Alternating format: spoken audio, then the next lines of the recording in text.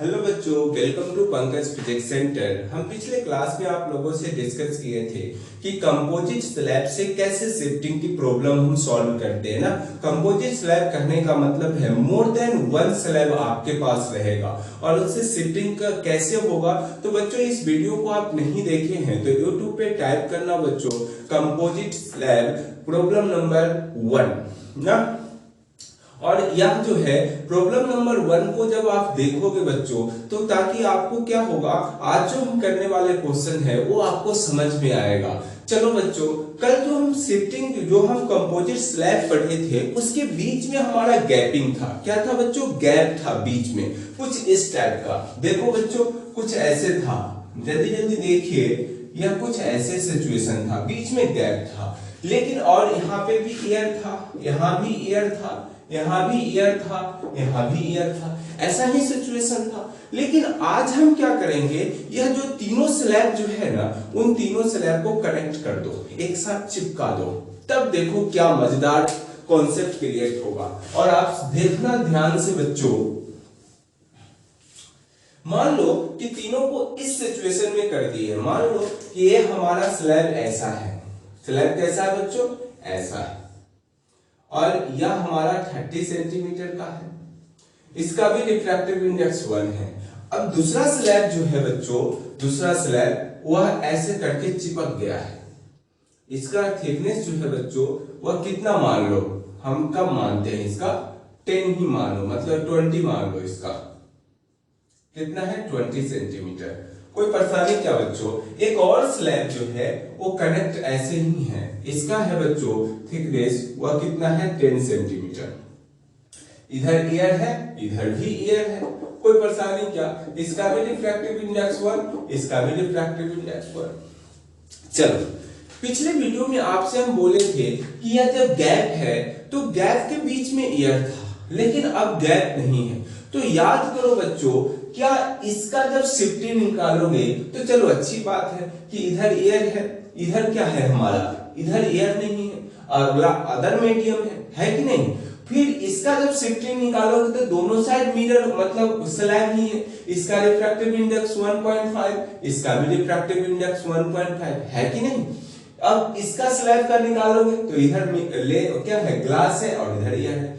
अब बताओ कि क्या ऐसा सोचोगे कि अब बच्चों कि यहां मान लो कि इसका शिफ्टिंग निकालेंगे तो इधर हमारा एयर है और इधर हमारा क्या है? इधर हमारा ग्लास है, तो कैसे लेंगे? रिफ्रैक्टिव इंडेक्स तो हमें लेना है कि सराउंडिंग का शिफ्टिंग कैसे निकालते हैं? T इंटू 1 माइनस सराउंडिंग का रिफ्रैक्टिव इंडेक्स अपॉन स्लैब का रिफ्रैक्टिव इंडेक्स। तो स्लैब का रिफ्रैक्टिव इंडेक्स तो ठीक है, लेकिन सराउंडिंग का कैसे ले? मान लो कि इसके बारे में सोचो, सराउंडिंग में तो क्या है हमारा? क्या है? स्लैब है। तो क्या स्लैब का रिफ्रैक्टिव इंडेक्स लेंगे कि सराउंडिंग में? बच्चों ऐसा नहीं लिया जाता है। अब कहोगे ऐसा क्यों? ध्यान से देखना बच्चों, पिछले वीडियो को जाके देखो, उसमें कि जब हमारा गैपिंग था 20 सेंटीमीटर 10 सेंटीमीटर जो भी है, उस गैपिंग का कोई यूज था कि कोई यूज था? वो फालतू का चीज था। अभी भी गैपिंग नहीं है तो क्या फर्क पड़ता है? गैपिंग नहीं है तो कोई टेंशन की बात नहीं है, तो फर्क नहीं पड़ता है। मतलब बच्चों अभी भी इन दोनों के सराउंडिंग में जो रिफ्रैक्टिव इंडेक्स रहेगा उसी को कंसीडर करेंगे। एयर है तो एयर ही काउंट करेंगे। ऐसा नहीं है कि इसके बीच में दोनों साइड हमारा क्या है? ग्लास है, तो रिफ्रैक्टिव इंडेक्स ऑफ सराउंडिंग का 1.5 ले लेंगे, ऐसा कुछ नहीं है। तो ध्यान से देखो बच्चों, इस बात को याद रखना ना। तो इसका भी शिफ्टिंग कितना होगा बोलो तो? शिफ्टिंग हम क्या लिख सकते हैं? 31 माइनस 1 अपॉन 1.5 एयर लेंगे तो s इक्वल टू क्या मिलेगा? 10 सेंटीमीटर। इसको सॉल्व करना बच्चों, 10 सेंटीमीटर आएगा। इसका जब शिफ्टिंग निकालोगे 20 वाले का, इसको 1 मान लो, S2 निकालोगे तो 20 इंटू 1.1 माइनस 1 बाई 1.5। ऐसा मत करना कि इसका रिफ्रैक्टिव इंडेक्स सराउंडिंग का 1.5 ले लेंगे, ऐसा नहीं बच्चों, नहीं लेना है। तो क्यों नहीं लेना है? इसका भी लॉजिक हम अभी जस्ट आपसे डिस्कस किए हैं कि जब हमारा स्लैब के बीच में गैपिंग था तब वह गैपिंग का कोई यूज नहीं था। मतलब वो गैपिंग जो है वह शिफ्टिंग से इंडिपेंडेंट है, उसकी कोई मतलब का ही बात नहीं है। जब मतलब नहीं है तो क्या फर्क पड़ता है कि हम वो स्लैब को चिपका दे, दूर रखे, कोई फर्क ही नहीं पड़ता है। तो इसलिए बच्चों जब भी हमारा कंपोजिट स्लैब का आए तो बीच में गैप है या ना है, हमें हमेशा देखना है कि सराउंडिंग में क्या है, इसके तरफ और इसके तरफ क्या है हमारा रिफ्रैक्टिव इंडेक्स, उसको देखना है। ऐसा नहीं है कि बीच वाले जो स्लैब है उसके अगल बगल क्या सराउंडिंग में हमारा रिफ्रैक्टिव इंडेक्स है, इसको नहीं देखना है। तो इस बात को ध्यान रखना। तो बच्चों क्या लिखोगे, बोल तो 20 इंटू यहाँ भी 0.5 अपॉन 1.5, पॉइंट से पॉइंट गायब हो जाएगा, यह कैंसिल करोगे तो 4 और ये 3, मतलब कितना होगा 20/3 सेंटीमीटर आएगा।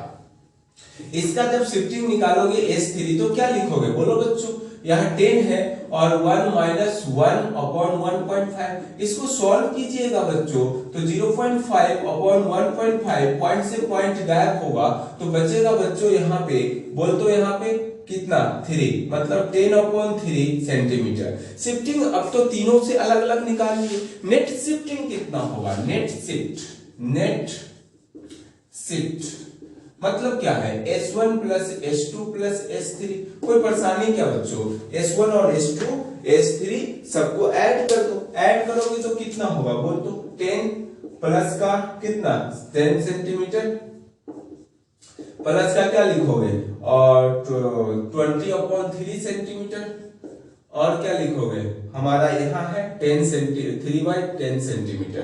तो इसको जब सॉल्व कीजिएगा, तो कितना आएगा, मान लो एलसीएम लिए 3 तो 30 प्लस 20 प्लस का 10 मतलब कितना 60/3 मतलब 20 सेंटीमीटर आएगा शिफ्टिंग। मान लो ऑब्जेक्ट ऐसा रखा हो, यहाँ पे ऐसा मान लेते हैं बच्चों कि ऑब्जेक्ट यदि 30 सेंटीमीटर दूर रखी हुई है तो ऑब्जेक्ट का जो थिक मतलब शिफ्टिंग जो होगा, वो कितना 20 सेंटीमीटर डिस्टेंस दूर होगा। पॉजिटिव है तो किधर, जिधर रे जाएगी उसी डायरेक्शन में, जिधर काम की रे आएगी उधर ही हमारा ऑब्जेक्ट क्या होगा, ऑब्जेक्ट का इमेज शिफ्ट होगा। तो इस तरह से याद रखना है और इस तरह से बनेगा क्वेश्चन। क्या इसमें कोई रॉकेट साइंस है कि बच्चों, नहीं है। तो आपसे अब क्या करना है, जहां भी आपको कंपोजिट स्लैब मिले, सिंगल स्लैब मिले, अब कोई दिक्कत है कि खेलते रहो, कुछ भी ऑब्जेक्ट इधर उधर कर दो, मीडियम चेंज करते रहे, क्या टेंशन है, कुछ नहीं। चलो बच्चों आप इसको स्क्रीनशॉट ले लो। हम पिछले क्लास में, अब अगले क्लास में क्या करने वाले हैं, यदि अब स्लैब है ना, अब स्लैब के साथ साथ मिरर को कंबाइन करके शिफ्टिंग देखेंगे ना। तो इस तरह से अब थोड़ा थोड़ा हर पार्ट्स में आपसे डिफरेंट क्वेश्चंस करने का हम कोशिश करते हैं, ताकि आपको हर कॉन्सेप्ट आपको आ जाए। एक ही टाइप के क्वेश्चन करने से टाइम पासिंग वाली बात है। तो बच्चों फिर से हम अगले क्लास में आपसे मिलते हैं, क्वेश्चन ही आपको डिस्कस करेंगे। तब तक के लिए आप इस वीडियो को देखें और इससे रिलेटेड जो भी आपसे क्वेश्चंस बने उसको बनाओ। That's it.